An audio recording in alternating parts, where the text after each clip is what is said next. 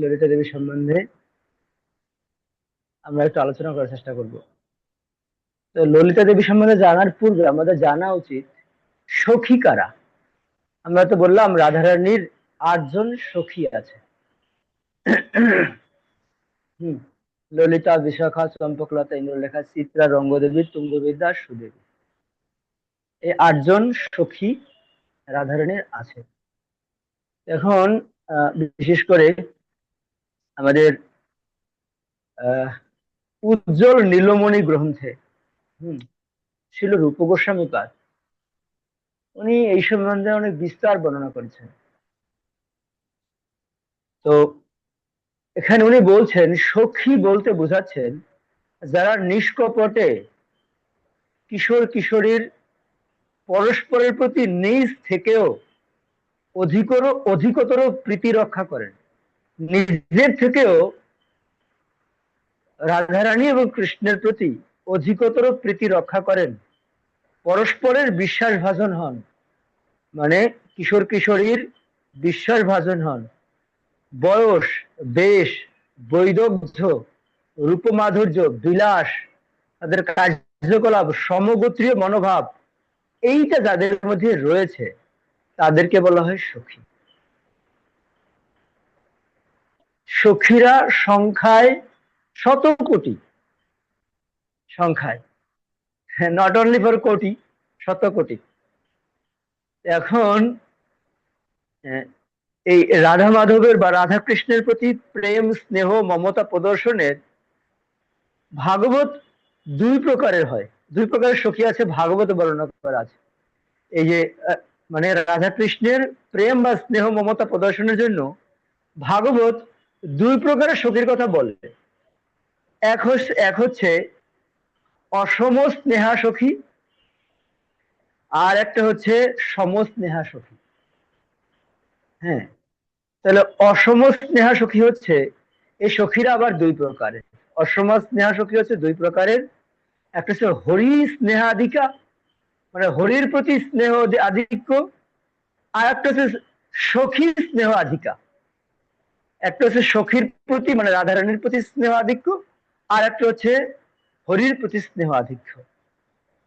মানে আমরা যেটা দেখতে পাই সখীদের মধ্যে 2 দলে ভাগ করা আছে, একদিকে ললিতা দেবী কৃষ্ণের দিকে, আর একদিকে তো বিশাখা দেবী।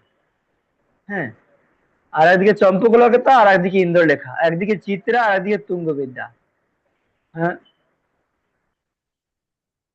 তো এই যে আট, 4 জন আলাদা আলাদা রয়েছেন, এদেরকে বলা হয়েছে হরি স্নেহাধিকা, কেউ হরির প্রতি অধিক স্নেহ, আর কারো সখী স্নেহ অধিকা।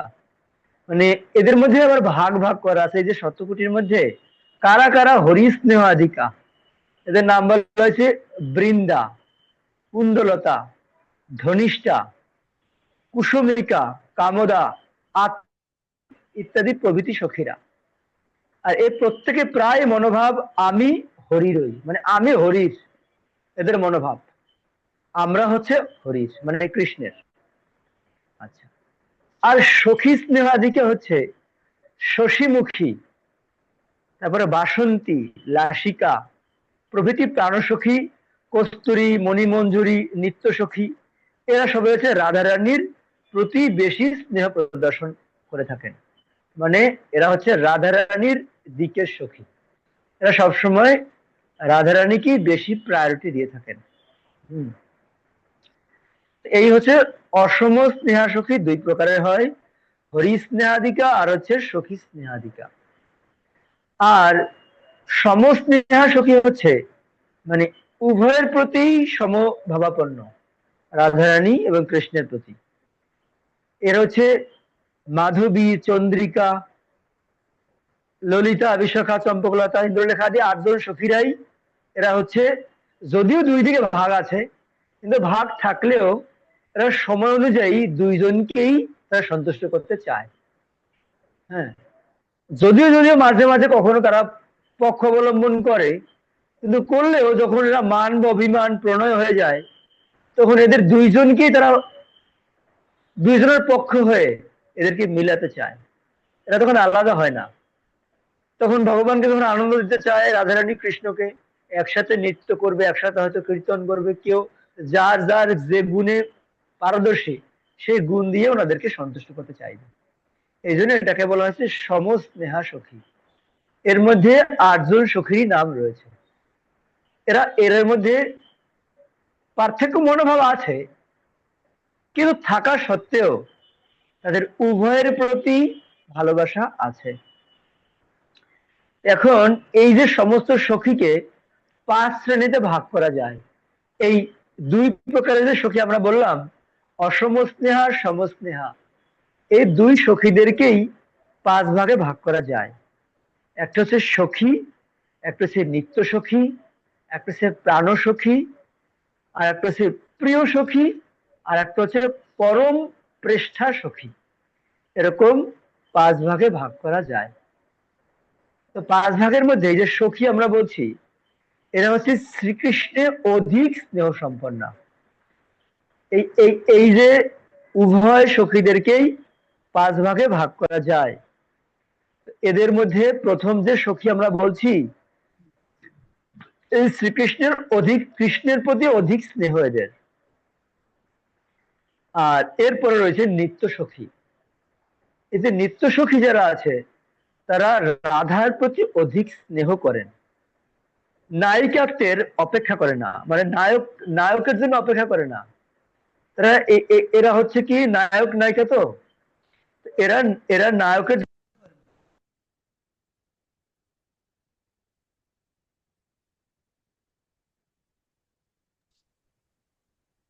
এরা মূলত হচ্ছে সন্তুষ্ট করতে চায় উম, রাধারানীকে। হুম। আর একটা হচ্ছে প্রাণ সখী, মানে নিত্য সখীদের মধ্যে এরা হচ্ছে মুখ্য। মানে প্রাণ সখীরা হচ্ছে এই 2 সখীদের মধ্যে যারা যারা হচ্ছে মুখ্য ভূমিকা অবলম্বন করছেন। এরা সকলেই প্রায় বৃন্দাবনেশ্বরীর প্রায় সমান রূপবতী, একদম রাধারানীর সমান সমান রূপবতী এরা। হ্যাঁ, এটা হচ্ছে প্রাণ সখী। আর হচ্ছে 4 নম্বর হচ্ছে প্রিয় সখী। প্রিয় হচ্ছে রাধা কৃষ্ণের অতি সমান স্নেহ সম্পন্ন, 2 জনেরই সমান স্নেহ সম্পন্ন। এরা রাধারানীকে ছায়ার মতো, মানে রাধা কৃষ্ণকে ছায়ার মতো সতত অনুসরণ করে চলে, একদম সব সময় অনুসরণ করে চলতে থাকবে। আর লাস্ট হচ্ছে পরম প্রেষ্ঠা সখী। প্রিয় সখীদের মধ্যে এরা হচ্ছে প্রধানা, একদম সব সখীদের মধ্যে।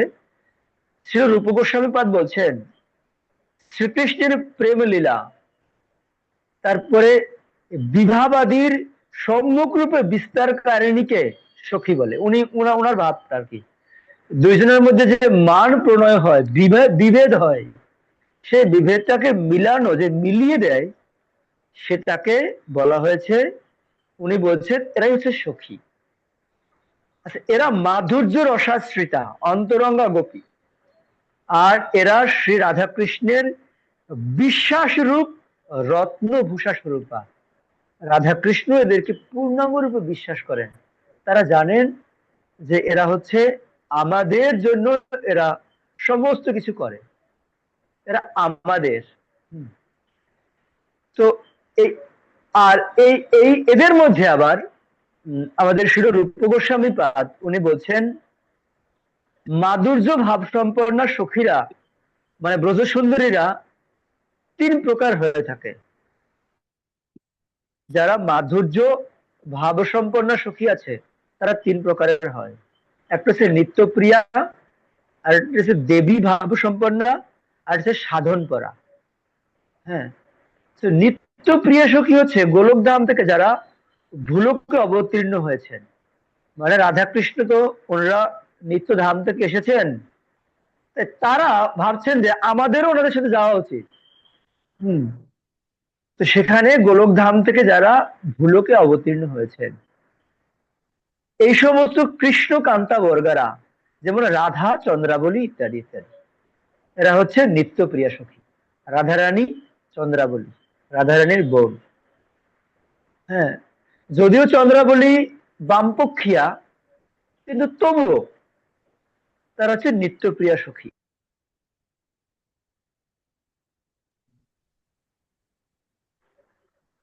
আচ্ছা, আপনারা শুনতে পাচ্ছেন?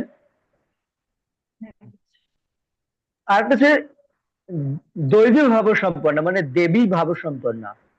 স্বর্গলোকে দেবজনিত শ্রীকৃষ্ণের অংশে জন্মগ্রহণ করলেও তারা স্বর্গলোকে দেবজনিতে জন্মগ্রহণ করলেও, শ্রীকৃষ্ণের অংশ হিসেবে জন্মগ্রহণ করলেও তারা তার প্রীতি বিধান করার জন্য তার প্রতি আকৃষ্ট দেবীরাই নিত্য প্রিয়াদের সখীরূপে গোকুলে গোপী জন্ম লাভ করেছেন। তারা আকৃষ্টতা বশত, তারা কৃষ্ণ রাধা কৃষ্ণের প্রতি লালসা বশত, তারা যদিও দেবী লোকে মানে দেবলোকে তাদের জন্ম হয়েছিল কৃষ্ণের অংশরূপে, কিন্তু তাদের লালসার কারণে তারা গোকুলে, কৃষ্ণ যখন আবির্ভূত হলেন এই ভ্রম গোকুল বৃন্দাবনে, তখন তারা ওখানে গিয়ে তাদেরকে সেবা অধিকার লাভ করেছিলেন। এরা হচ্ছে দেবী সখী বা দৈবী ভাবাপন্ন সখী। ঠিক আছে।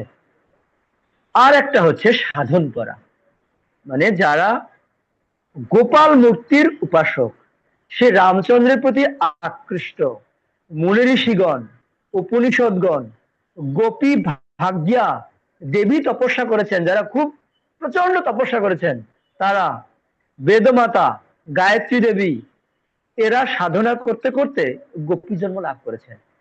সাধনা করতে করতে এরা গোপী হয়েছেন। বিশেষ করে সরস্বতী দেবী, উনি ছিলেন সরস্বতী দেবী, উনি তপস্যা করতে করতে উনি বংশী হয়েছেন কৃষ্ণের। হম।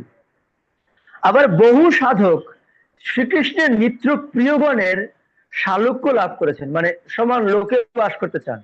কেউ বা দেব মানবাদী জনি থেকে ব্রজ জন্ম লাভ করেছেন গোপী রূপে। এরা হচ্ছে সাধন পায়, মানে সাধনা করে যারা কৃষ্ণের প্রিয় হয়েছে। হ্যাঁ। তো এখন তাহলে প্রশ্ন হচ্ছে, এই যে আমরা গোপীদের কথা বললাম, সখীদের কথা বললাম, এদের কাজটা কি? কাজ হচ্ছে এরা হচ্ছে পরস্পরের প্রতি, কিশোর কিশোরীদের প্রতি প্রেম গুণগান কীর্তন করা, কীর্তন করবে। যেভাবে আমরা দেখতে পাই যে আহ, আহ, যে দুইটা পাখি আছে, কি নাম? সুখসারি। হ্যাঁ, সুখসারি যেভাবে গুণকীর্তন করেন, ঠিক এভাবে প্রেম গুণকীর্তন করা, প্রেম গুণকীর্তন করা। আর ওনাদের প্রতি আসক্তি বর্ধন, বিবর্ধন করা। বর্ধন একটা, বিবর্ধন একটা। বিবর্ধন মানে যিনি, যা প্রতিনিয়ত বাড়তে থাকবে, এটা কাজ কাদের সখীদের। আর একটা হচ্ছে অভিসার করানো। অভিসার মানে শিল রূপ গোস্বামী পাদ অভিসার বলতে উনি দুইটা অর্থ বুঝিয়েছেন। অভিসার মানে, অভিসার মানে উনি কৃষ্ণ রাধারানী কৃষ্ণের কথা ভাবতে ভাবতে অন্য মনস্ক হয়ে যাওয়া, অভিসার। আর একটা হচ্ছে রাধারানী আদি বা কৃষ্ণ তারা লীলা করতে যাবেন, মানে অভিসারে যাবেন, তখন সুন্দর করে সাজিয়ে দেওয়াকে বলা হয় অভিসার। শৃঙ্গার যে করা হয় কোন একটা উদ্দেশ্যে তারা মিলিত হতে যাচ্ছেন, এই যে শৃঙ্গার যে করিয়ে দেয়, সেটাকে বলা হয় অভিসার। শিল ভক্তিবিনোদ ঠাকুর উনি গাইছেন, উনি একটা ভজনে লিখছেন, অভিসারে চলে রাধা কুঞ্জবনে। অভিসারে মানে তার, তিনি একটা লক্ষ্যে যাচ্ছেন, কিন্তু তার তার মানসিকতার ওইদিকে নাই, ওই লক্ষ্য চিন্তা করতে করতে সেজন্য কোথায় হারিয়ে গেছেন, এটাকে বলা হয় অভিসার। হম। তো শিল রূপ গোস্বামীপাদ অভিসার শব্দটাকে দুই ভাগে ভাগ করেছেন। আর একটা হচ্ছে ওনাদের কাজ হচ্ছে কৃষ্ণের সখী সমর্পণ করা, মানে কৃষ্ণের কাছে এই সমস্ত জনদেরকে, বদ্ধ পতিতদেরকে, বা যারা কৃষ্ণের প্রতি সম্মুখভাবে ভালোবাসা সম্পন্ন, তাদেরকে কৃষ্ণের কাছে সমর্পণ করে দেওয়া। এটাই সখীদের কাজ, ধরে নিয়ে দেওয়া। যারা যারা গুরুদেবের আশ্রিত হয়ে সেবা করবে, হ্যাঁ, অন্তিমে এই গুরু অষ্টকমে আমরা যা শুনলাম, অন্তিমে তারা রাধাকৃষ্ণের নিত্য নিত্য লীলায় যুক্ত হতে পারবে। এই যে যুক্ত হবেন, এটা করবেন কারা? গুরুদেব নিয়ে যাবেন এরকম মঞ্জুরিদের কাছে, যেহেতু উনি মঞ্জুরি সখীদের কাছে, তো সখীরা কি করবেন? কৃষ্ণের কাছে নিয়ে, ওনার ওনারা সখীরা রাধারানীর কাছে দিবেন, আর রাধারানী সহ সখীরা নিয়ে গিয়ে কৃষ্ণের কাছে সমর্পণ করে দিবেন। এটা হচ্ছে তাদের কাজ। আর একটা হচ্ছে পরিহাস করানো। তারা যখন খুব গোমরা হয়ে যাবে দুইজন, মানে ভাবের দ্বারা হয়তো বিরহান্বিত হয়ে একদম ভাবে মূর্ছা যাচ্ছেন, তো এই সময় এমন কিছু একটা করবে, হাসতে আবার পূর্বের অবস্থায় ফিরে আসে। মানে তারা হঠাৎই তারা মনে করবেন রাধারানী এখান থেকে চলে গেছেন, বা কুঞ্জ বন থেকে চলে গেছেন, পাশে বসে আছেন, কিন্তু হঠাৎ দেখবেন যে নাই, নাই তো নাই, আরে কোথায় গেল, এই বিরহে যেন মূর্ছা হয়ে একদম শেষ। আবার তখন ওরা এমন পরিহাস কিছু একটা করবেন, হাস্যরসাত্মক, যাতে তারা আবার ফিরে আসে ওখানে। এটাকে বলে পরিহাস করা। আর হচ্ছে আশ্বাস প্রদান করা, না না হে রাধারানী, তুমি মূর্ছিত হয়ে যেও না, কৃষ্ণ অবশ্যই আসবে। যখন গোপাষ্টমী হয়, কৃষ্ণ ওইদিকে অবস্থা খারাপ। হম। তো সখারা তাদেরকে পরিহাস এরকম করেন, আশ্বাস প্রদান করেন, না না তোমার কাছে রাধারানী অবশ্যই আসবেন, তুমি এরকম মূর্ছিত হয়ে যেও না। এটা তো ওনাদের কাজ। হম। কি আশ্বাস প্রদান করা। আর হচ্ছে কি বস্ত্র ভূষণাদি দিয়ে সজ্জিত করা। এক একদিন এক একজন করবে। তো উম, একদিন রাধারানী সাজবেন, তো একজন নতুন সখী এসেছেন এই বর্ষনায়। তখন ওই সখী ললিতা দেবী কি বলছেন, আচ্ছা সখী, তুমি তো আমাকে দাও না সাজাতে। না তুমি পারবে না, তুমি তো নতুন এসেছো, আমাদের সখী কিভাবে সাজে তুমি তো জানো না, তুমি একদিন দেখো, তাহলে তুমি ভালো করে পারবে সাজাতে।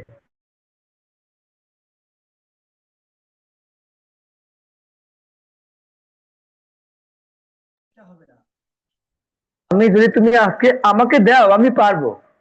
আমি আমি আমি মানসিক ভাবে প্রতিদিন তোমাদের সখীদেরকে সাজাই, সখীকে সাজাই, তা আমি মনে হয় পারবো। তা তোমার নাম কি? হ্যাঁ, তোমাকে তো আমি কখনো দেখি নাই এখানে। আমার নাম হচ্ছে গোপা দেবী। ও আচ্ছা, তো তোমার নাম, পারবে সাজাতে? যেমন রাধারানী বলতে তাহলে দেও না, সাজাক। হ্যাঁ, দেখি সে পারে কিনা। এবারে উম, তো ওনারা দিয়েছেন যে ঠিক আছে তুমি সাজাও তাহলে। এবার যখন দিয়েছেন, তো সাজাতে শুরু করে আহ, রাধারানী যখন কাছে এসেছেন, যেন আরে তোমাকে তো আমি কোথাও যেন দেখেছি। হ্যাঁ, তোমাকে তো আমি দেখেছি কোথাও, তুমি বলো তো তোমার নামটা কি? তো ওই যে আমি বললাম আমার নাম গোপা দেবী, তুমি কোথায় থাকো? তা আমি, তো আপনারা শুনতে পাচ্ছেন সাউন্ড কি ডিস্টার্ব?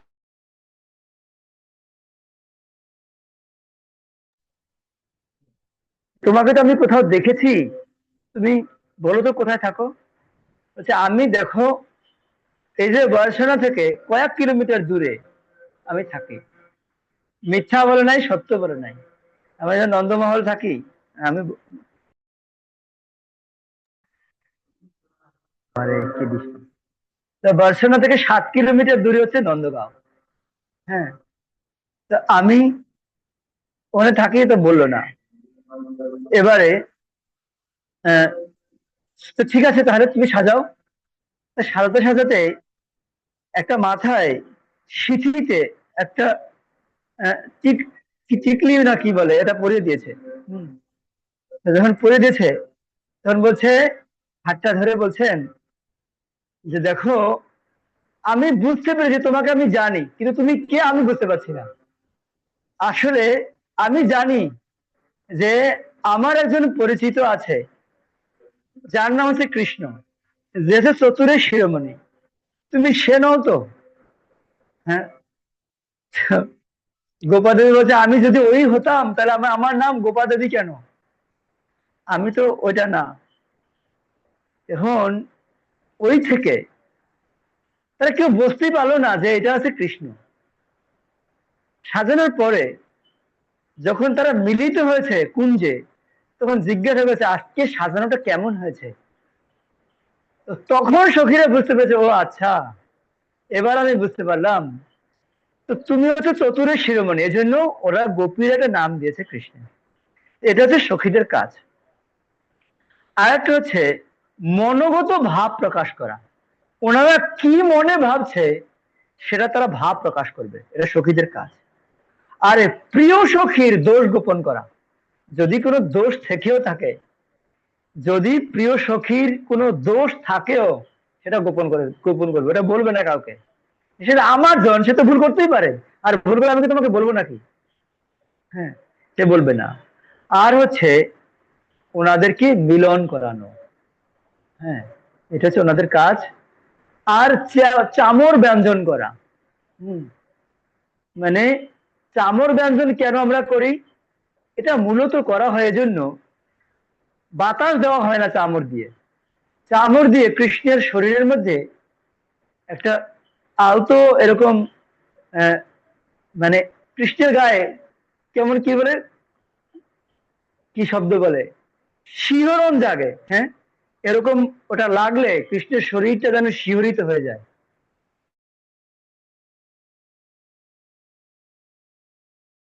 জন্য তারা দুইজনকেই তারা এটা দিতে চায়, সেজন্য তারা চামর ব্যঞ্জন করে। আর তারপরে হচ্ছে উভয়ের প্রতি তিরস্কার করা, মানে উভয় উভয়কে আমারটা ভালো তোমারটা খারাপ, আমার সখী ভালো তোমাদের যে কৃষ্ণ হচ্ছে খারাপ। আবার কেউ বলবে না না, পরস্পর বিরোধ মনোভাব। সংবাদ প্রেরণ করা, একে অন্যের সংবাদ পৌঁছে দেয়া। আর হচ্ছে প্রাণ রক্ষার জন্য যত্ন করা, কেউ এত ভাবে বিভোর হয়ে গেছে সে যেন আর বাঁচবে না। কিছু বলবেন? হ্যাঁ, হ্যাঁ, আমি যাবো। তো এমন ভাব হয় কখনো কখনো যে তারা বাঁচে তো, বাঁচতে বাঁচলে তো মরে যায়, এরকম প্রাণ রক্ষা করা কঠিন, ওই সময় তারা এসে মানে প্রাণ রক্ষা করা। আর কি বিভিন্ন বাদ্যযন্ত্রের দ্বারা তাদেরকে তোষণ করা। আর হচ্ছে সেবা প্রার্থনা কথোপকথন করা, এমন কিছু সংবাদ এনে দেবে তারা আনন্দে বিভোর হয়ে যায়। এটা হচ্ছে কাজ। এবার সখীদের সুন্দর বৈশিষ্ট্য আছে, আমরা এটা বললে আমাদের সময় হবে না। আজকে হচ্ছে ললিতা দেবীর আবির্ভাব। হম, জাস্ট ললিতা দেবী সম্বন্ধে আমরা অল্প কিছু বলবো। অনেক সুন্দর উজ্জ্বল নীলমণি গ্রন্থে শিরোরূপক স্বামীপাদ অনেক বিস্তার বর্ণনা করেছেন এই সখীদের সম্বন্ধে। হম, তো এখানে বলছেন যে রাধারানীর কায়া বহু কায়া, রাধারানীর কায়া থেকে যিনি প্রকাশিত হয়েছেন, মানে কায়া বুহ স্বরূপা, স্বরূপিনী, কায়া বুহ স্বরূপিনী, প্রিয় অষ্ট সখীদের মধ্যে নর্ম সখীগণের মধ্যে শ্রেষ্ঠা হচ্ছে এই ললিতা দেবী। কিন্তু তিনি হচ্ছেন এই যে শ্রেষ্ঠা, উনি হচ্ছেন ললিতা। তার আর এক নাম হচ্ছে অনুরাধা। অনুরাধা, অনু শব্দের অর্থ ছোট, আর রাধা শব্দের অর্থ হচ্ছে যিনি রাধা কৃষ্ণকে, সে হচ্ছে মানে জাস্ট ছোট, অনুজ রাধা। তো রাধারানী অপেক্ষা 27 দিনের জ্যেষ্ঠা কে এই ললিতা দেবী, 27 দিনের বড়। আর তার মায়ের নাম হচ্ছে শারদা, আর পিতার নাম হচ্ছে বিশোক। হ্যাঁ, তো আপনারা যদি যাবেন, এই ললিতা দেবীর বাড়ি হচ্ছে উচাগাঁও, হ্যাঁ এরকম আছে, আপনারা দেখতে পারেন, এখনো গেলে দেখা যায় ললিতা দেবীর বাড়ি আছে, গৃহ আছে। আর তার পতির নাম হচ্ছে বৈ ভৈরব, ভৈরব, হ্যাঁ, পতির নাম। বা এই যে উচাগাঁওটা হচ্ছে বর্ষনা থেকে প্রায় 1.5 মাইল উত্তর পশ্চিম কোণে উচাগাঁও নামক একটা স্থান। শ্রাবণ মাসের শুক্লা একাদশীতে তার জন্ম হয়। যদিও আজকে যে তিথি, একাদশী তিথিটা নেই আজকে, বাস ওই হচ্ছে আজকে আপনারা দেখবেন এরকম। ললিতার অঙ্গকান্তি হচ্ছে গোরচনের মতো উজ্জ্বল আর পীতবর্ণ। গোরচন, হম, গোরচনের মতো, মানে গোরচন বলতে গৌরা থেকে গোরচন এসেছে, মানে গৌরের মতো তার উজ্জ্বল পীতবর্ণ রয়েছে। তিনি প্রায় ময়ূর পুচ্ছ বর্ণের বসন পরিধান করেন, এটা খুব ভালোবাসেন, ওনার প্রিয় বসন এটা হচ্ছে ময়ূর পুচ্ছের বসন। আর তার স্বভাব হচ্ছে বামা, আর তিনি হচ্ছেন প্রখর। প্রখর মানে এত রাগী, কৃষ্ণকে পর্যন্ত শাসন করেন। আর কৃষ্ণ যখন মানতে চায় না, তখন এত প্রখর ভাবে শাসন করেন যে কৃষ্ণ মানতে বাধ্য হয়। হুম। আর মান বিষয়ে সদা উদ্যোক্তা, মান শৈথিল্যা, ক্রোদ্ধা, আর নায়কের অভিভূষা, কঠোর অভিভাষিণী, যিনি কঠোর বাক্যে দুইজনকে শাসন করেন, তিনি হচ্ছেন ললিতা দেবী। তো এই ললিতা দেবী হচ্ছে শ্রী ললিতা রাধারানীর সমস্ত সখীদের মধ্যে অধ্যক্ষা। সমস্ত সখীদের মধ্যে তিনি অধ্যক্ষা। আর রাধা কৃষ্ণের যুগল লীলার সমস্ত কাজ তার আয়ত্তনাধীন, তার আয়ত্তে হয়। কার? ললিতা দেবীর। আর রাধা কৃষ্ণের যে প্রেম কলহ হয়,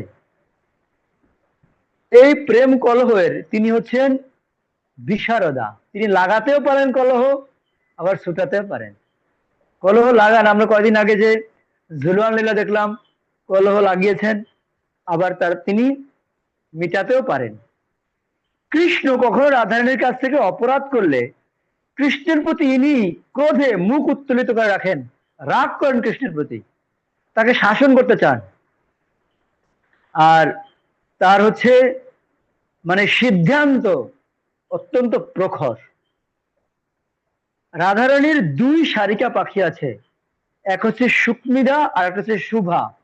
দুই শারিকা মানে পাখি আছে, তারা রাধা কৃষ্ণের লীলা অবলম্বন করে সুমধুর স্বরে, বিচিত্র সুরে, অদ্ভুত আকারে গাইতে পারেন। এটা ললিতা দেবীর মধ্যে আছে, মানে অদ্ভুত সুরে ভ্যারাইটিস ভাবে তিনি গাইতে পারেন। সুর নকল করেও গাইতে পারেন, কখনো কখনো রাধারানী সুরেও গাইতে পারেন। হ্যাঁ। তো তিনি সমস্ত গীতের রচয়িতা। যত গীত, এই যে রাধা কৃষ্ণের মিলন লীলার, বিরহ লীলার যত গীত, এই গীতের উনি রচয়িতা। শিক্ষিকা হচ্ছেন ললিতা দেবী, শিক্ষিকা, শিখান। একদিকে রচয়িতা আর একদিকে সবাইকে শিখান। আর উনি ফুলের গয়না পরতে খুব পছন্দ করেন, ফুলের গয়না। আবার ছত্র, বিছানা, চাঁদোয়া, কুঞ্জ ভবন ইত্যাদি নির্মাণে ললিতা দেবী খুব দক্ষা। ইন্দ্রজাল, আপনারা যেটা জানেন, যেটা জাদু বা ভেলকি বলে না, ইন্দ্রজাল, প্রভুপাদ বলছেন কালো জাদু যেটা আছে, হ্যাঁ, সেই ইন্দ্রজাল বিদ্যায় তিনি নিপুণা। কে? ললিতা দেবী। এমন কার্য করে ফেলবেন যেন একদম রাধারানী নেই কাছে, আর কৃষ্ণ মূর্ছিত হয়ে পড়ে দেবেন। আর কৃষ্ণকে শিখাবেন, দেখো আমাদের শরীর কিন্তু এরকম না, তুমি দেখো রাধারানী নাই, তুমি মূর্ছা হয়ে পড়ে গেছো, আমাদের শরীর কিন্তু এরকম না। হ্যাঁ। তো ঠিক এরকমটা করবেন। আর উনি কি ধাঁধা লাখিয়ে দিতে পারবেন, খেয়ালি করতে পারবেন এই জাদুবিদ্যার দ্বারা, ভেলকি বিদ্যার দ্বারা। আর তিনি একদম বিভিন্ন ভাবে সুন্দর পুষ্প দিয়ে মাল্য রচনা করতে, মালা রচনা করতে মানে খুব পারদর্শী। আর তিনি ললিতা দেবী হচ্ছেন সবাকে শিখাতে চান। আর ললিতা দেবীরও আলাদা কুঞ্জ আছে, ললিতা দেবীর কুঞ্জ। এর কুঞ্জের নাম হচ্ছে বিদ্যুৎ কুঞ্জ, হচ্ছে বিদ্যুৎ বর্ণা। মানে যেহেতু উনিও খুব রাগী, ওনার কুঞ্জ বিদ্যুৎ বর্ণা। আর ওনাদের আলাদা আলাদা কুণ্ড আছে, 8 জন সখী আলাদা আলাদা কুণ্ড আছে, আপনারা যে এখন বৃন্দাবনে গেলেও দেখতে পান। তার সব সময় তার বয়স হচ্ছে 14 বছর 3 মাস। একদম যত বয়স্কাই উনি হোক না কেন, যেমন কৃষ্ণ যেমন 16 বর্ষীয়া, হ্যাঁ, আর রাধারানী যেমন কিশোরী রূপ, ঠিক ওনার সবসময় বয়স হচ্ছে 14 বছর 3 মাস।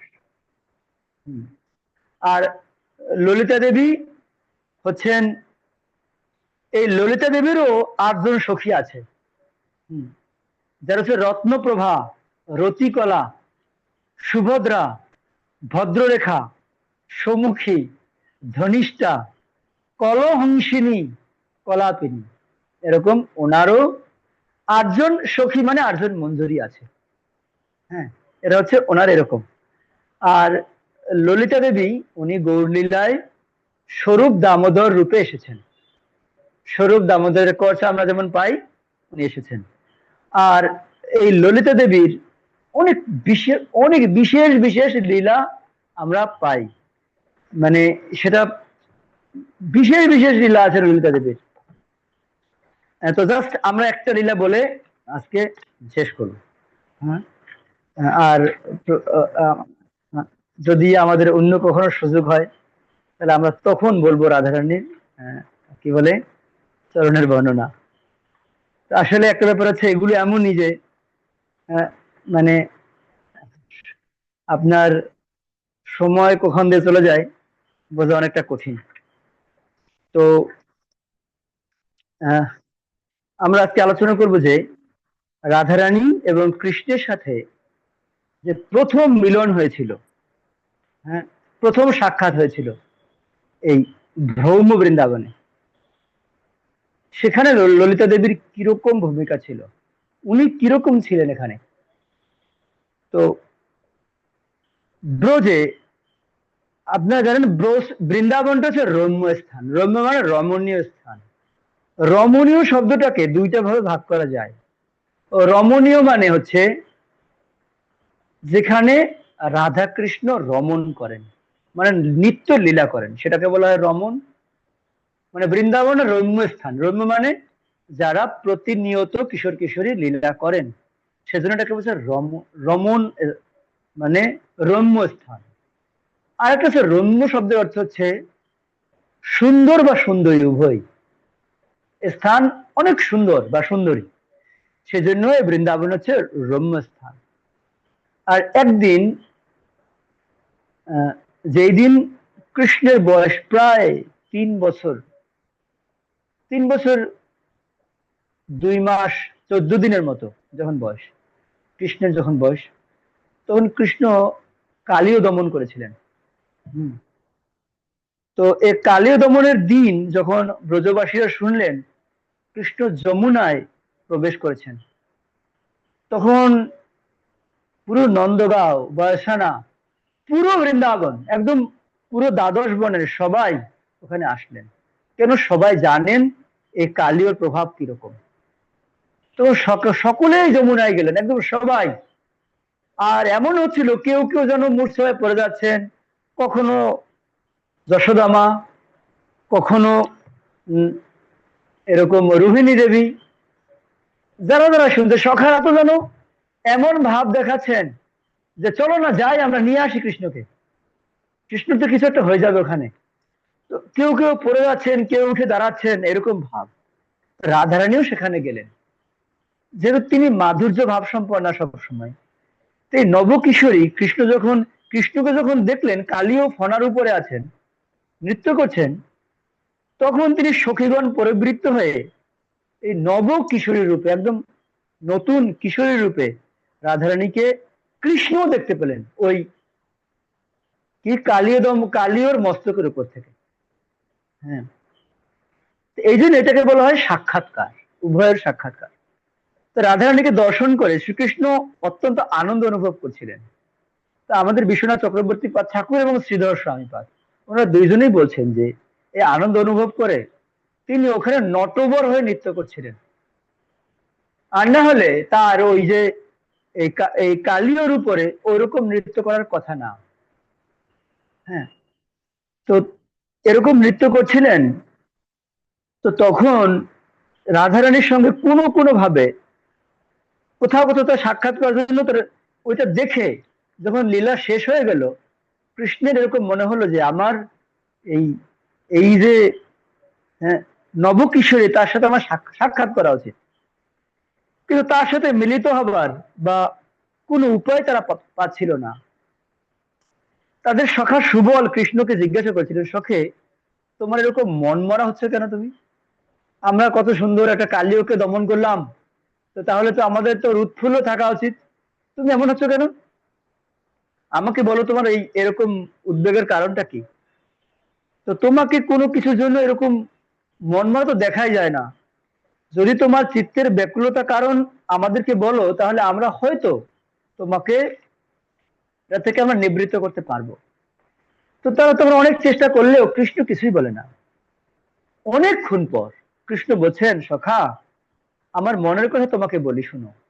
যেদিন আমি কালীনাগের মস্তকের উপরে নৃত্য করছিলাম, কাল্যকে দমন করছিলাম, আমি সেখানে অনেক ব্রজ সুন্দরীকে দেখেছিলাম, কিন্তু তার মধ্যে একজন অসাধারণ রূপান্বিতা নবকিশোরী ছিল, তাকে আমি দেখছিলাম। তিনি রূপে গুণে অতুলনীয় ছিল, আর তার স্মিত হাস্যোজ্জ্বল মুখ আমি যেন ভুলতেই পারছি না। তো তাকে, মানে তার সাথে কথা বলা না পর্যন্ত আমার সুবল দেখো, আমি উদ্বিগ্ন হয়ে যাচ্ছি। আমার না খেতে ভাল লাগছে, না যশোদা মা আমাকে ননি দিচ্ছে, আমার তো ওটা ভালো লাগে না। তো আমি এখন, আমার বানানো তো আমি সবার চিত্তচরণ চুরি করি, আমার চিত্তটা এরকম চুরি হয়ে গেছে। আরে, তো তখন অন্যদিকে আবার রাধারানী পূর্ণমাসীর কাছ থেকে উনি একবার কৃষ্ণের নাম শুনেছিলেন, জাস্ট নাম, কৃষ্ণ। যে আমাদের আচার্যগণ ওনারা বলছেন কৃষ্ণ শব্দের অর্থ হচ্ছে সর্বাকর্ষক। যেহেতু কৃষ্ণ শব্দের অর্থ সর্বাকর্ষক, তো এর নাম তাকে আকর্ষণ করেছিল। কাকে? রাধারানীকে। সেই জন্য উনি নাম একবার শুনেছিলেন, তাই নাম শুনে কৃষ্ণের প্রতি তার অনুরাগ জন্মেছিল। আর এরপরে কৃষ্ণের মধুর বংশীর ধ্বনি শুনেছিলেন একবার রাধারানী। তো এই বংশীর ধ্বনি শুনে ওনার চিত্তটা বিমোহিত হয়েছিল। মানে সে কখনোই, যখন সে সারাদিন সখীদের সাথে থাকে তো ভালো কথা, যখন একা হয়ে যায় তখন সে বারবার যেন ওই সাউন্ডটা রিপিট হয় তার কাছে। আপনারা দেখবেন, যখন কোথায় অষ্টপ্রহর হয়, 40 প্রহর হয়, 24 প্রহর হয় নতুন কোনো জায়গায়, আপনার ওখান থেকে বারবার হাঁটাচলা করেছেন, যখন কীর্তন শেষ হয়ে যায় আপনি ওখান থেকে হাঁটলে মনে হবে যেন বাঁশি বাজাচ্ছে, হ্যাঁ, বা মৃদঙ্গের শব্দ হচ্ছে। ঠিক এরকম হচ্ছিল তার কাছে। বারবার বাঁশিটা এমন ডিস্টার্ব করছে, সে আর ইচ্ছে থাকতে পারছে না, এই বাঁশির প্রতি অনুরক্ত হয়েছে। এরপর একদিন উনি স্বপ্ন দেখছেন, যমুনা পুলিনে কদম্ব কাননে পরম সৌন্দর্যশালী শ্যাম সুন্দরকে উনি দর্শন করেছিলেন স্বপ্নে। এই তিনটা ভাবে কৃষ্ণকে দেখেছেন। একটা হচ্ছে নাম শুনেছেন, একটা উনি স্বপ্ন রূপ দেখেছিলেন, আর একটা হচ্ছে ওই যে বাঁশি শুনেছিলেন। তো এই যে ব্যাপার হয়েছিল, এই এগুলো শুনে তার কাছে কিরকম লাগছে, তো তার মনে হয়েছে আমি পুরোটা হয়ে গেছি, আমার এক পরপর তিনজন কেমন ভালো লাগলো, এটা কি করে হয়। তখন তিনি, এই রাধারানী একদিন ললিতা দেবীকে বললেন, জানো, আমার এমনটা হয়েছে, আমার আর বেঁচে থেকে লাভ নেই, তাহলে আমি একবার যমুনায় আমি আত্মবিসর্জন দিতে চাই। কেন? তাহলে মানুষ কি বলবে আমাকে, তাহলে আমার আর বেঁচে থেকে লাভ নেই। তো তখন এই এই যে পরিস্থিতি, তখন তখন এখন আর স্থির থাকতে পারছে না, ললিতা দেবী বুঝাতেও পারছে না। এবারে ওইখানে এই ললিতা দেবীর কথা শুনে একদিন রাধারানীকে নিয়ে যমুনার পারে গেছে। তাহলে তুমি একটা কাজ করো সখী, তুমি যে যে কদম বৃক্ষটা আছে না, এটার মধ্যে উঠো আর লাফ দিয়ে মরো, যাও তুমি মরো গিয়ে। তো তো বলছে, "তো তুমি এমন করে কেন কথা বলছো?" তো তখন ললিতা দেবী বলছেন, জানো, আমি তোমাকে বলছি, তুমি যে তিনজনের কথা বলছো, এই তিনজন আলাদা না, তিনজন একজনই। তুমি কিভাবে বললো আর আমি মানবো কিভাবে? এটা এটা কি হয় নাকি? ওই কৃষ্ণ এর নাম আকর্ষণ করেছে, বংশী শব্দ আকর্ষণ করেছে, আর স্বপ্ন রূপ আকর্ষণ করেছে। আচ্ছা, এখন এরা আলাদা এক কি করে হয়? এক তো নাই, তুমি আমি বললেও আমি মানি না। তো তখন এই এই যে এই যে পরিস্থিতি চলছে, দুজনের মধ্যে বাগ বিতণ্ডা হচ্ছে, তো এই সময় সুবল আসছেন ওখানে। সুবল হচ্ছে চন্দ্রাবলীর ভাই। আর ওই সুবলকে কৃষ্ণ বলেছিলেন তার অবস্থার কথা।